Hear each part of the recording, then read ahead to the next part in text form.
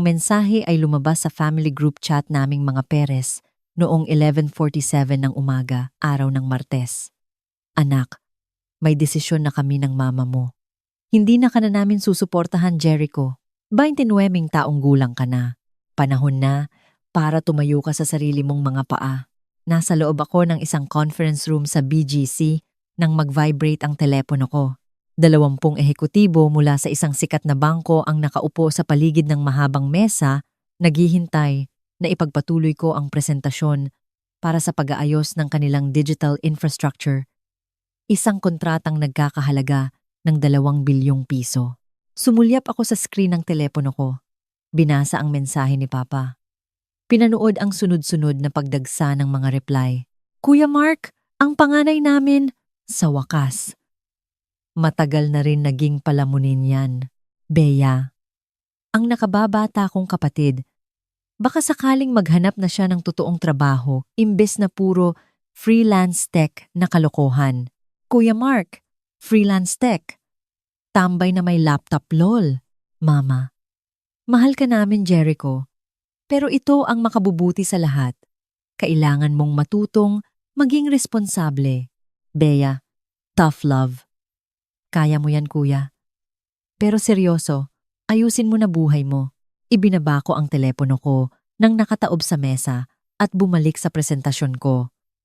Gaya ng sinasabi ko, ang timeline ng implementasyon para sa Phase 3 ay aabuti ng humigit kumulang 8 linggo. Nang mag-lunch break, lumabas ako sandali at binuksan ang banking app ko. Hinanap ko ang account na pinangalanan kong Family Support Operations. Pinindot ko ang automatic payment schedule. Housing loan sa BDO. Bahay sa Alabang. 160,000 kada buwan. Car loan, Fortuner ni Papa. 40,000 kada buwan. Car loan. CRV ni Mama. 35,000 kada buwan. Kuryente at gas. 17,000 kada buwan. Tubig. 5,000 kada buwan.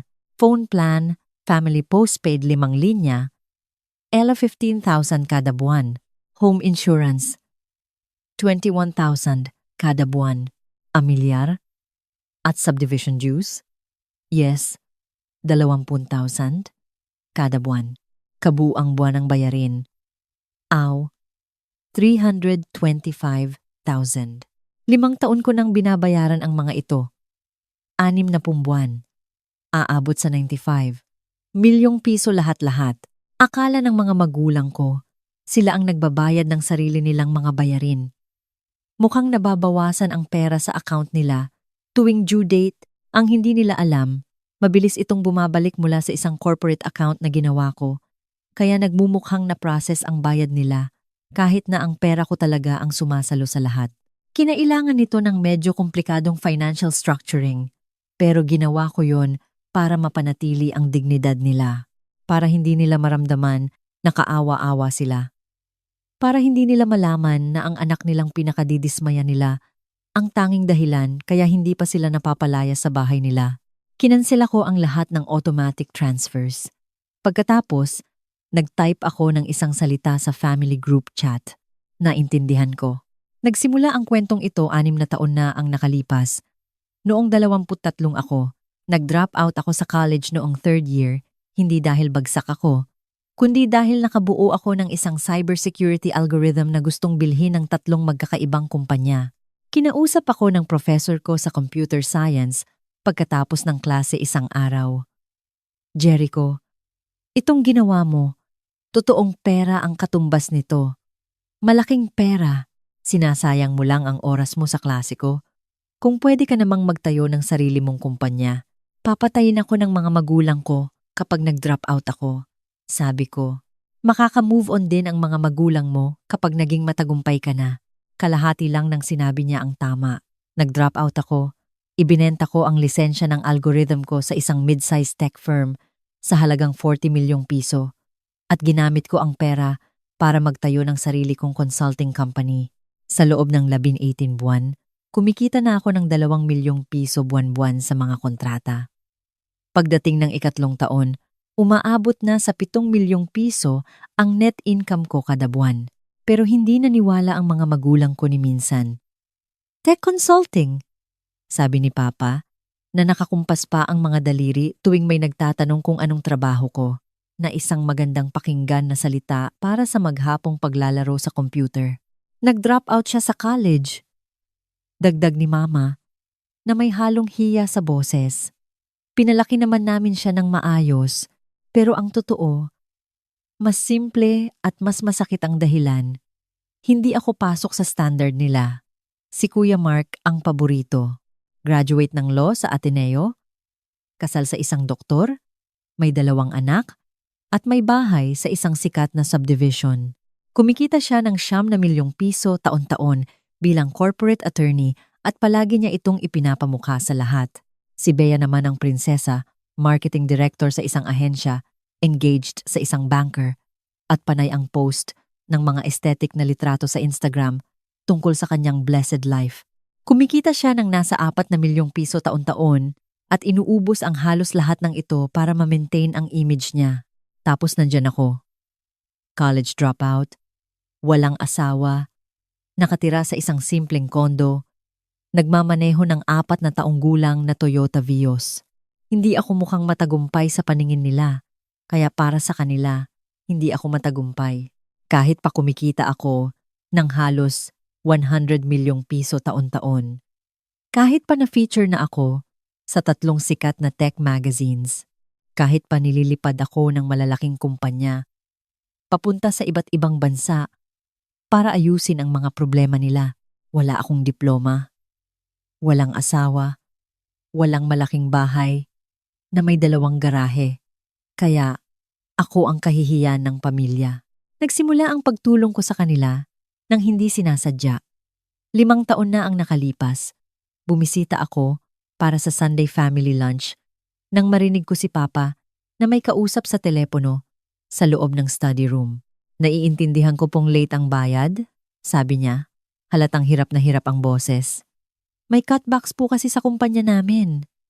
Opo, may trabaho pa naman ako. Pero nagbago ang commission structure. Makakabigay po ako ng 75,000 pesos sa Biyernes. Pero baka sa 15 ko pa mabuo yung 160,000. Nakita niya ako sa pintuan at mabilis na binaba ang tawag. Okay lang po ba ang lahat? Tanong ko. Okay lang, may inaayos lang sa cash flow. Wala kang dapat ipag-alala. Halata sa tono niya na tapos na ang usapan. Nag-imbestiga ako ng tahimik ng sumunod na linggo. Real estate broker si Papa. Isang industriyang labis na naapektuhan ng recession at pandemya. Bumagsak ng 60% ang komisyon niya. Ang part-time admin job naman ni Mama ay kumikita lang ng nasa 200,000 piso kada taon. Nalulunod na sila sa utang, pero hinding-hindi nila aaminin, lalo na sa akin. Lalo na sa anak nilang nag-drop out na itinapon ang kinabukasan niya. Kaya, inayos ko ang corporate account structure, ginawa kong mukhang normal na nagpo-process ang mga bayarin nila mula sa checking account nila habang pera ko talaga ang sumasalo sa lahat. Hinding-hindi nila malalaman, hinding-hindi sila mapapahiya, at hinding-hindi sila magkakaroon ng utang na loob sa akin. Sabi ko sa sarili ko, pansamantala lang ito hanggang sa makabawi lang si Papa sa komisyon niya. 5 taon ang nakalipas, hindi pa rin siya nakakabawi. Ang unang senyales na may mali ay dumating 3 araw matapos kong kanselahin ang transfers. Nasa Singapore ako para sa isang client meeting nang tumunog ang telepono ko. Unknown number. Hindi ko sinagot. Pagkalipas ng 2 oras, tumawag ulit, parehong numero. Tapos may pumasok na voicemail. Mr. Perez, ako po si Jennifer Wu mula sa BDO. Tumatawag po kami tungkol sa inyong housing loan para sa property sa 847 Meadowbrook Drive. May na-return po kasing payment na hindi pangkaraniwan sa account na ito. Pakitawagan po kami sa lalong madaling panahon. Tinawagan din nila ang mga magulang ko, syempre. Pero ang numerong nakarehistro para sa account inquiries ay sa akin isang detalyeng inayos ko taon na ang nakalipas para malaman ko agad kung may problema. Walang nagkaproblema noon dahil palagi kong sinisigurado na may laman ang account. Hanggang ngayon, dinilit ko ang voicemail at binuksan ang email ko. Nagpadala ako ng mensahe sa abogado ko. Effective immediately. Ihinto na ang lahat ng financial support structures para sa mga accounts ng pamilya Perez. Ipaalam mo sa akin kung may institusyong makikipag-ugnayan sa'yo. Sumagot siya sa loob lang ng ilang minuto. Kopya. Sigurado ka ba rito? Magdudulot ito ng agarang problema sa pinansyal sa kanila. Sigurado ako. Walang ingay sa family group chat sa loob ng halos 1 linggo.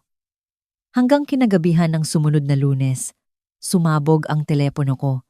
Mama, Jericho, may problema ba sa bangko mo? Nakakatanggap kami ng mga kakaibang notice. Nasa isang business dinner ako. Tiningnan ko lang ang mensahe at ibinaba ang telepono. Pagkaraan ng 20 minuto, Papa, Jericho, kailangan mo akong tawagan. Importante ito, Kuya Mark. Uy, kanina pa tumatawag sina Mama at Papa. Sagutin mo nga ang phone mo, Bea. Nasaan ka ba? Family emergency. Bea, nasaan ka ba? Tinapos ko ang dinner ko. Nagmaneho pa uwi. Nagsali ng isang basong alak. At saka binuksan ang group chat. Ako, nandito ako. Anong emergency, Papa? Tawagan mo ako. Hindi ito dapat idinadaan sa text. Ako. Pwede akong makipag-usap dito. Ilang beses lumabas at nawala ang 3 tuldok na nagtatype. Tapos, Papa, may nangyaring error daw sa bangko. Ang daming tumalbog na bayad ngayong linggo. Bahay, kotse, kuryente, tubig. Sinusubukan naming ayusin. Pero sabi ng bangko, na-discontinue daw yung backup payment source namin. Nakapangalan ka bilang account contact, ewan ko kung bakit. Baka nung nakatira ka pa rito, tinawagan ka ba nila? Kalmado lang ang tibok ng puso ko.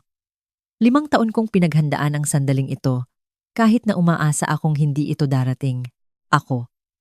Tumawag sila. Sinabi ko sa kanila na wala na akong kinalaman sa mga accounts na yon. Mama, anong ibig mong sabihin? Jericho, seryoso to. Pwede tayong magka-late fees. Ako. Naiintindihan ko. Nakaka-stress nga yan, Kuya Mark.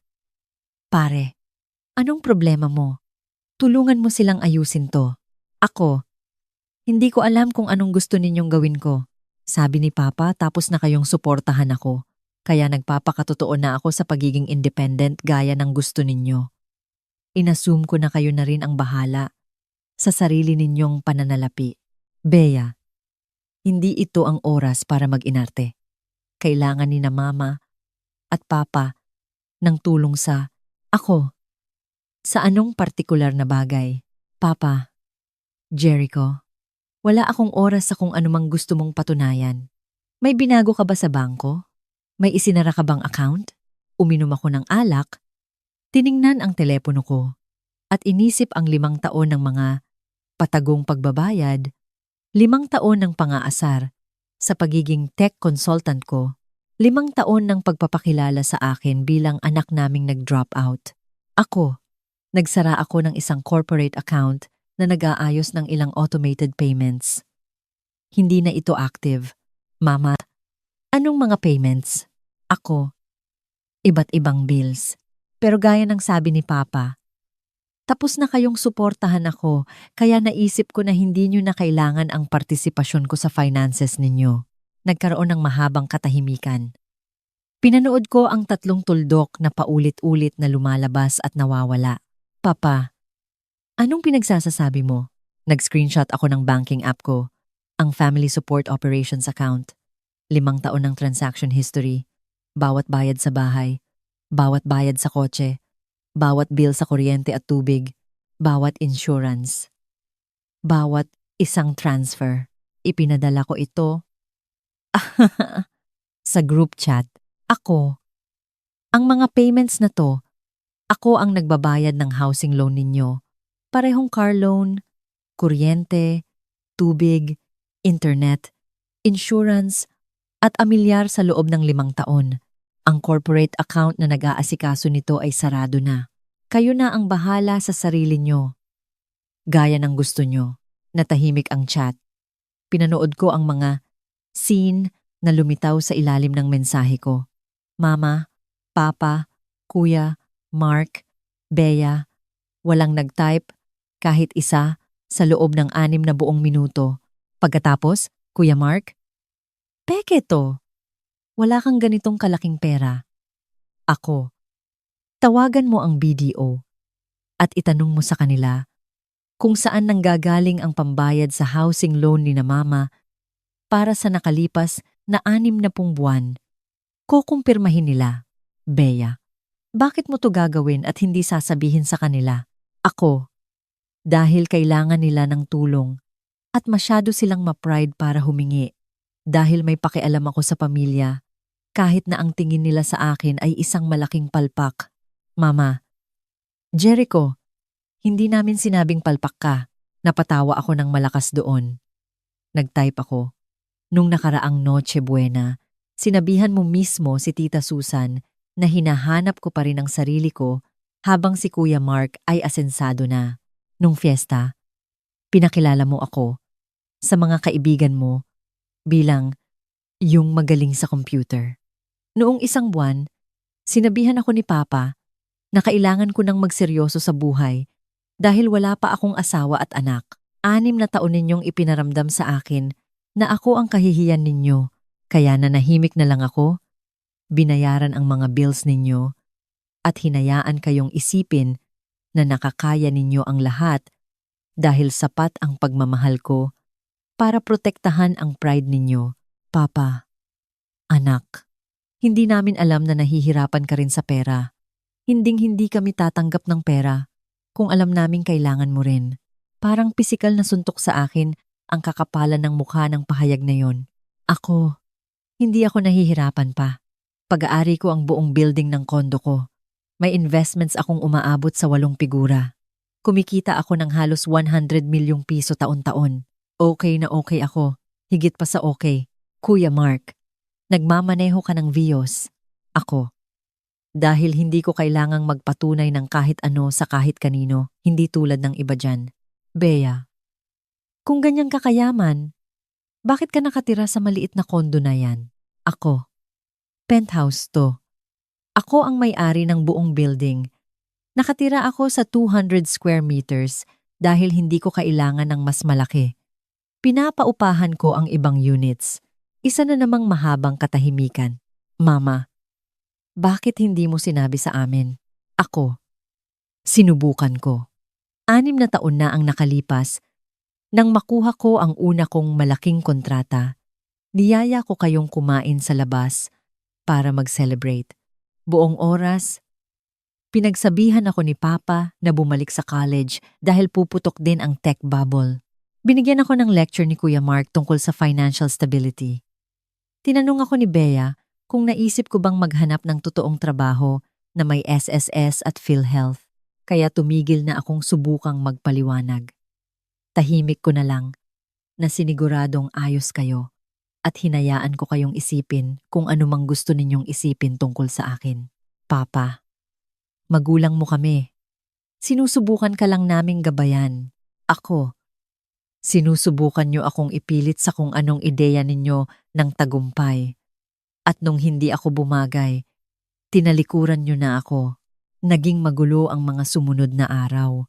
Pinanood ko lang mula sa malayo. Tumawag si Mama ng labanghatin na beses. Hindi ko sinagot. Nagpadala si Papa ng mahabang email na nagpapaliwanag na palagi nila akong sinusuportahan sa sarili nilang paraan at na-misinterpret ko lang daw ang mga bagay-bagay. Nag-text ng galit si Kuya Mark. Inaakusahan akong namba-blackmail at isinusumbat ko raw ito sa kanila. Sinubukan ni Bea ang sympathy route. Alam kong nasasaktan ka, pero ang lupit nito. Magulang natin sila. Isang mensahe lang ang sinagot ko kay Bea. Ang malupit ay ang gugulin ang 5 taon bilang katatawanan ng pamilya habang ako ang bumubuhay sa inyong lahat. Ang malupit ay ang makinig sa pagyayabang ninyo tungkol sa sweldo ni Kuya Mark sa bawat family reunion habang ako ang nagbabayad ng bahay ninyo. Ang malupit ay ang sabihing, hindi ka na namin susuportahan kung ang tanging suporta namang umiiral ay nanggagaling sa akin at hindi sa inyo. Hindi na siya sumagot. 2 linggo matapos kong kanselahin ang transfers. Tumawag ang abogado ko. Gusto kang makipagkita ng tatay mo. Tinatanong niya kung pwede. Hindi. Nag-aalok siyang bayaran ang lahat. May ginawa siyang payment plan. Natigilan ako. Ano daw? Pumunta siya sa opisina ko kahapon. May dalang spreadsheet. Gusto niyang bayaran ng buo. 19.5 milyong piso sa halagang 100,000 piso kada buwan. Aabutin siya ng mahigit 16 na taon. Napapikit ako. Hindi niya. Kaya. Yun. Sinabi ko na yan sa kanya. Gagawa raw siya ng paraan. Ibebenta ang mga kotse. Lilipat ng mas maliit na bahay. Kahit ano daw. Tumigil sandali ang abogado ko. Jericho, tingin ko seryoso siya. Sabihin mo hindi. Hindi ko gusto ang pera niya. Kung ganoon, tungkol saan ba ito? Tumingin ako sa labas ng bintana ng opisina ko pababa sa mga kalsada ng BGC. Gusto kong makita nila ako. Yung totoong ako. Hindi yung taong gusto nilang maging ako o yung taong ikinahihiya nila dahil hindi ko naabot ang standards nila. Ako lang. Sasabihin ko sa kanyang tinatanggihan mo ang payment plan. Anong sasabihin ko tungkol sa pakikipagkita? Sabihin mong pag-iisipan ko. 3 linggo matapos ang insidente, dumating si Kuya Mark sa building ko. Tumawag ang guard sa lobby. Sir Perez, nandito po ang kuya ninyo. Paakyatin ko po ba? Hindi, ako na ang bababa. Naglalakad-lakad si Kuya Mark sa lobby, nakasuot pa ng barong pamasok. Mukha siyang pagod na pagod. Ang ganda ng building! Sabi niya nang makita ako. Seryoso, sa'yo to. Lahat ng 6 na units? Napahawak siya sa buhok niya. Diyos ko, Jericho, bakit hindi mo sinabi? Sinabi ko. Walang nakinig sa inyo. Talagang sinabi. Ipakita mo. Patunayan mo. Hindi ko kailangang patunayan ang halaga ko sa sarili kong pamilya. Nanatili akong nakatayo. Hindi ko siya inalok na umupo. Anong kailangan mo, Kuya Mark? Wasak na wasak si Mama. Sinusubukan ni Papa na ibenta yung kotse niya. Walang tigil sa pag-iyak si Bea dahil nakokonsensya siya. Tinitigan niya ako sa mata. Napatunayan mo na ang gusto mong patunayan. Pwede na ba nating ayusin to? Anong akala mong gusto kong patunayan? Na minaliit niyo ako? Na mali kayo? Fine. Mali kami. Matagumpay ka na. Naintindihan na namin. Pwede na ba tayong mag-move on? Tumawa ako, pero walang halong saya. Tingin mo tungkol to sa pagpapatunay na matagumpay ako. Ano, Kuya Mark? Binayaran ko ang mga bills nila ng 5 taon. Hindi ko ipinaalam sa kanila. Hindi ako humingi ng pasasalamat. Hindi ko isinumbat kahit kanino. Ginawa ko yun dahil kailangan nila ng tulong at kaya ko silang tulungan.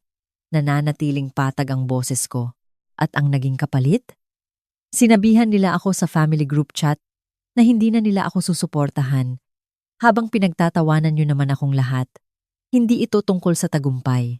Tungkol ito sa simpleng respeto bilang tao. Hindi namin alam. Hindi niyo inalam. Iba yon. Naglakad ako papunta sa elevator. Sabihin mo kinala Mama at Papa. Nababayaran ko ang bahay ng 2 buwan pa. Mabibigyan sila niya ng oras para ma-refinance ang loan sa halagang kaya talaga nila. Pagkatapos noon, bahala na sila. Kanya-kanya na talaga. Jericho, sandali. Ayoko nang makipagtalo, Kuya Mark. Hindi ngayon. Hindi sa'yo. Bumukas ang pinto ng elevator. 6 na taon kang nag-joke tungkol sa trabaho ko. Gusto mong ayusin to. At tapulong ayusin, magsimula kang tumingin sa salamin. Sumakay ako sa elevator at pinindot ang buton bago pa siya makasagot. 6 na linggo matapos sumabog ang lahat, nakatanggap ako ng sulat sa mail. Sulat kamay ni Papa ang nasa sobre. Muntik ko na itong itapon.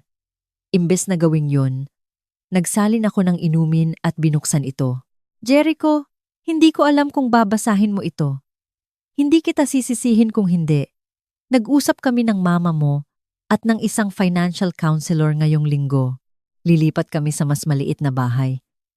Isang bagay na kaya talaga namin sa sahod namin. Ibinenta namin ang parehong kotse at bumili ng mga second-hand gamit ang cash. Nagtitipid kami sa lahat ng pwede naming tipirin. Sana matagal na namin itong ginawa. Namumuhay kami ng higit sa kakayahan namin at masyadong ma-pride para aminin ito. Masyadong ma-pride para humingi ng tulong. At nung dumating ang tulong mula sa'yo, masyado kaming bulag para makita man lang ito. Ipinakita sa akin ni Mark ang mga mensahe mula noong 6 na taon na ang nakalipas nung sinubukan mong sabihin sa amin ang tungkol sa una mong malaking kontrata. Binasa ko ang isinulat ko sa'yo nung gabing yon. Puputok din ang tech bubble. Maghanap ka ng totoong trabaho. Hindi ko na maalalang sinabi ko ang mga bagay na yon, pero naniniwala ako sa'yo na ginawa ko nga. Hindi ako humihingi ng kapatawaran. Hindi ako humihingi ng kahit ano. Gusto ko lang malaman mo na nakikita na kita ngayon. Nakikita ko na ang mga naipundar mo. Nakikita ko na ang ginawa mo para sa amin. Nakikita ko na kung sino ka. At patawad dahil kinailangan ko pang mawala ang lahat bago mabuksan ang mga mata ko. Mahal kita, anak. Proud ako sa'yo. Papa, binasa ko ito ng 3 beses. Ibinaba, kinuha ulit, at binasa muli. Tapos tinawagan ko ang abogado ko. Yung payment plan na inalok ng tatay ko. Iniaalok niya pa ba? Oo. Linggo-linggo siyang tumatawag para tanungin kung nagbago na ang isip mo. Sabihin mo sa kanya na hindi na naman. Sabihin mo na pinapatawad ko na ang utang. Lahat. Jericho, seryoso ka ba? Sabihin mo hindi ito utang. Pamilya na tumutulong sa pamilya. Sabihin mong, tumigil ako. Sabihin mong pakakawalan ko ang 19.6 bilyong piso sa isang kondisyon. Ano yon? Naitigil na niya ang pagsubok na bayaran ako at magsimula siyang buuin ang buhay na kaya talaga niya. Isang tapat na buhay. Wala nang pagpapanggap para sa hiya o kung ano paman. Sasabihin ko sa kanya, pagkababa ko ng telepono, matagal akong nakaupo kasama ng sulat. Ang pagpapatawad ay hindi parang switch ng ilaw. Hindi ko ito pwedeng i-on lang at maging okay na ang lahat. Nandoon pa rin ang sakit. 6 na taon ng pangiinsulto, panlalait, at pagtrato sa akin bilang kahihiyan ng pamilya. Pero pwede kong piliing hindi hayaang tukuyin ng sakit na yon ang natitirang bahagi ng relasyon namin. Pwede kong piliing maging taong tumulong ng hindi nagbibilang. Kahit na, at lalo na kung hindi ito pinahahalagahan, dahil yun naman talaga kung sino ako sa kabila ng lahat. Pagkalipas ng 2 buwan, pumayag akong magkape kasama ang nanay ko. Nagkita kami sa isang tahimik na cafe sa Katipunan, gitna ng mga bahay namin. Mukha siyang mas maliit kaysa sa naaalala ko.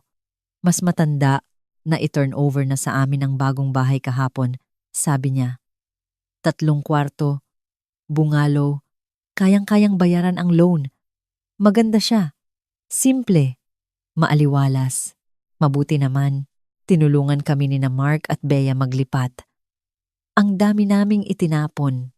Mga gamit na tinatago lang namin para, ewan ko, pampasikip lang.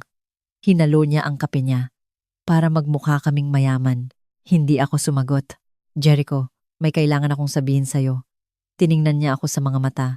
Nung 16 ka, bumuo ka ng computer mula sa mga parts na inipon mo galing Gilmore. Sobrang proud ka doon.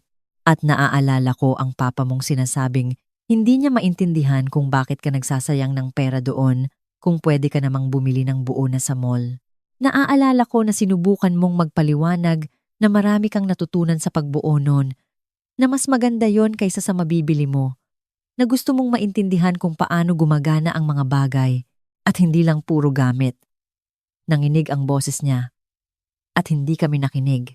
Hindi namin nakita na nagiging kung sino ka na ngayon. Ang nakita lang namin ay isang batang nagsasayang ng pera. Mama, inulit-ulit namin yon. Tuwing susubukan mong ipakita sa amin kung sino ka, sinabihan ka naming maging ibang tao. Isang taong maiintindihan namin. Isang taong pasok sa ideya namin ng tagumpay. Tumulo ang luha sa mga pisngi niya. At naging matagumpay ka pa rin. Naging mapagbigay. Naging mabuting tao ka sa kabila ng lahat ng ginawa namin, hindi dahil sa amin. Inabutan ko siya ng tissue. Hindi ko alam kung paano aayusin ang 6 na taon ng pagiging bulag namin. Sabi niya, hindi ko alam kung gusto mo man lang akong subukan. Pero hindi ako humihingi na bumalik sa dati. Dahil kung paano man tayo dati, sira na yon. Ang hinihingi ko ay kung pwede tayong bumuo ng bago. Isang bagay na totoo. Inisip ko ang sulat mula kay Papa tungkol sa pagpunta ni Kuya Mark sa building ko. Tungkol sa text ni Bea na humihingi ng tawad na dahan-dahang nagbago mula sa pagiging defensive tungo sa totoong pagsisisi. Hindi ko kailangan na ayusin niyo ang nakalipas na 6 na taon. Tahimik kong sabi. Kailangan kong makita niyo ako sa susunod na 6 at sa susunod pa. Kailangan kong itigil ninyo ang pagkukumpara ng buhay ko kay Kuya Mark o kay Bea o kahit kanino pa. Kailangan kong magtiwala kayong alam ko ang ginagawa ko. Kahit hindi ito mukhang gaya ng inasahan ninyo. Pwede nating gawin yon. Kaya kong gawin yon. Kayo ba? Gusto kong subukan. Inabot niya ang kamay niya sa mesa, pero hindi niya hinawakan ang kamay ko. Papayagan mo ba akong subukan? Tiningnan ko siya. Tinitigan ng mabuti at nakita ko ang pagsisisi. Nakita ko ang kalungkutan sa muntik na niyang mawala. Nakita ko ang inang tinutulungan ako noon sa mga science projects ko. Bago pa siya nagsimulang madismaya sa akin. Oo, sabi ko sa wakas. Papayagan kitang subukan. Tahimik ang family group chat sa loob ng 3 buwan. Walang gumamit nito. Masyadong maraming masamang alaala. Tapos isang araw, may lumabas na bagong chat. Pinangalanang Bagong Simula na may 5 miyembro lang, Mama, Papa, Kuya Mark, Bea, at ako, Papa. Jericho. Nakita ko yung article tungkol sa corporate cybersecurity contracts. Naalala kita. Sinesend ko ang link, baka sakaling maging interesado ka. Nakalakip ang isang artikulo mula sa Inquirer tungkol sa eksaktong sektor na pinagtatrabahuhan ko. Tinitigan ko ang telepono ko. Sa loob ng 6 na taon, hindi kailanman nagpadala si Papa ng kahit anong may kinalaman sa trabaho ko. Ako! Salamat pa! Nakaquote pa nga ako sa article na yan. Nasa page 3, Papa. Talaga ba? Babasahin ko ang buong balita. Ang galing naman. Anak, Mama. Ang anak namin nasa dyaryo. Isesend ko to sa lahat ng kakilala natin. Kuya Mark, ayos yan na. Congrats, Bea. Na-screenshot ko na at na-i-post sa IG. Sana okay lang. Gusto kong malaman ng mga tao na ang galing ng kuya ko. Napangiti ako ng hindi sinasadya. Ako, okay lang. Hindi ito ang lahat. Hindi nabura ang 6 na taon ng sakit pero magandang simula ito. 1 taon matapos kong kanselahin ang transfers, nag-Noche Buena kami sa bagong bahay ni na Mama at Papa. Mas maliit ito kaysa sa dati. Hindi magkakapareho ang mga muebles, hindi terno-terno ang mga plato. Pero naghiwa si Papa ng lechon nang walang kahit anong talumpati tungkol sa mga achievements ni Kuya Mark. Hindi nagkumpara si Mama ng mga desisyon sa buhay ng kahit kanino. Nagtanong si Bea ng mga totoong katanungan tungkol sa mga kasalukuyan kong proyekto. At talagang nakinig si Kuya Mark sa mga sagot ko. Pagkatapos kumain, kinausap ako ni Papa ng sarilinan. Uma-attend ako ng workshop sa financial responsibility. Sabi niya, nag-aaral gumawa ng tamang budget. Mamuhay ng tama. Lahat ng dapat natutunan ko na ilang dekada na ang nakalipas. Mabuti yan pa. May gusto sana akong ipakita sa'yo. Inilabas niya ang telepono niya. Ipinakita sa akin ang isang budgeting app. Tingnan mo. Nakatrack lahat. Kita, gastos, ipon. 3 buwan na akong advance sa lahat ng bills ko ngayon gamit ang sarili kong pera. Nanikip ang dibdib ko sa pagmamalaki sa boses niya. Alam kong hindi ko kayang bayaran ang perang ibinigay mo sa amin. Pero kaya kong ibalik ang leksyon na itinuro mo sa akin. Tiningnan niya ako sa mga mata na ang tunay na tagumpay ay hindi tungkol sa pagmumukhang matagumpay. Ito ay tungkol sa pagiging totoo, pagiging matatag, at pagiging uri ng tao na tumutulong sa iba na hindi naghihintay ng papuri. Ikaw ang unang nagturo sa akin ng leksyong yon, tahimik kong sabi. Bago pa naging komplikado ang lahat, tinutulungan mo ang mga kapitbahay nating ayusin ang mga sasakyan nila ng libre. Naaalala mo? Napapikit siya, nagulat. Ako, hindi. Ganyan ang pagkakakilala ko sa kung anong dapat maging ama. Ganyan ang sinubukan kong maging. Nakatayo kami sa kanyang simpleng kusina, sa bahay na kaya na talaga niyang bayaran. At sa unang pagkakataon sa loob ng 6 na taon, naramdaman kong nakikita na talaga niya ako. Proud ako sa'yo, Jericho. Sa trabaho mo, sa kung sino ka man. Dapat mas madalas kong sinasabi yan. Oo, sabi ko. Dapat nga. Proud ako sa'yo, anak. Salamat pa. Hindi ito ang lahat. Pero sapat na ito. 2 taon matapos ang group chat na nagpabago sa lahat, nakuha ko ang pinakamalaking kontrata ko, isang 10 bilyong pisong cybersecurity overhaul para sa isang ahensya ng gobyerno. Public record ang kontrata. Naging balita ito, hindi lang sa tech news, kundi sa mismong TV Patrol. Tumunog ang telepono ko ng alas 7 ng umaga. Isang araw, matapos ang anunsyo. Papa? Jericho. Nakita lang namin ng mama mo. Sa balita, totoo bang pumirma ka ng 10 bilyong pisong kontrata? 3-year contract po yon. Pero opo, katahimikan sa kabilang linya. Tapos, Diyos ko, yan ay, wala akong masabi. Ang laking kontrata niyan, Jericho. Halatang emosyonal ang boses niya. Patawad. Para saan? Para sa bawat pagkakataon na sinabihan kitang maghanap ng totoong trabaho. Para sa bawat pagkakataon na ipinaramdam kong hindi ka matagumpay. Para sa bawat pagkakataong ipinaramdam ko sa iyong kailangan mong patunayan ang sarili mo. Tumigil siya sandali. Ang layo na nang narating mo kumpara sa amin at masyado kaming naging tanga para hindi makita yon. Hindi ito tungkol sa pagiging nakakaangat sa kahit kanino. Alam ko. Yan ang mas nagpapabigat sa nararamdaman ko. Hindi mo sinubukang ipamukha sa amin yon. Nagpakatotoo ka lang sa sarili mo, ginawa mo ang trabaho mo, at inalagaan mo ang pamilya mo, at pinarusahan ka namin dahil doon. Tumingin ako sa labas ng bintana ng opisina ko. Pinagmamasdan ang araw na sumisikat sa Kalakhang, Maynila. Ayos na tayo pa. Talaga? Ayos na tayo? Oo, ayos na tayo. At totoo ang sinabi ko. May mga pagtatapos na hindi perpekto. May mga sugat sa pamilya na hindi lubusang naghihilom. Pero may mga relasyong pwedeng buuing muli. Hindi na babalik sa dati, kundi magiging iba na. Isang bagay na mas totoo. Hindi na nakilala ng mga magulang ko ang bersyon ko na nangangailangan ng pag-aproba nila. Namatay ang bersyong yon sa araw na kinansela ko ang mga bank transfers na yon. Pero kilala nila ang bersyon ko ngayon. Ang taong matagumpay sa sarili niyang pamamaraan. Ang taong tumutulong na walang inaasahang papuri. Pero hindi rin papayag na maliitin lang.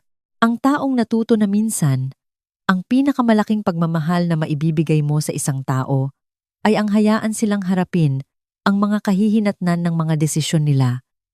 Lalo na kung pamilya sila. Nagkikita kami ni Kuya Mark para mag-lunch 1 beses kada buwan ngayon. Hindi na namin gaanong pinag-uusapan ang nakaraan. Nag-uusap kami tungkol sa trabaho, sa buhay, sa mga bagay na mahalaga. Ngayon, tumatawag na si Bea sa akin para humingi ng totoong tech advice. May sarili na rin siyang negosyong itinatayo. Mas maliit sa mga kumpanya ko, pero totoo at sarili niya talaga. Sina mama at papa ay nasa simpleng bahay pa rin nila, masinop na nagbabudget, patuloy na nag-aaral mamuhay sa tapat na pamumuhay na dapat noon pa nila ginawa. At ako, nandito pa rin sa penthouse ko, nagmamaneho pa rin ng Vios ko, nagtatayo pa rin ng mga kumpanya, kumukuha ng mga kontrata, at tumutulong sa mga taong nangangailangan. Pero ngayon, kilala na ng pamilya ko kung sino talaga ako. Minsan, ang pinakamalaking pagmamahal na maibibigay natin sa ating pamilya ay ang hayaan silang matuto sa sarili nilang mga desisyon at bumuo ng mas tapat na relasyon. Kung nakarelate ka sa kwentong ito o may natutunan ka, i-share mo na ito at mag-iwan ng komento sa ibaba.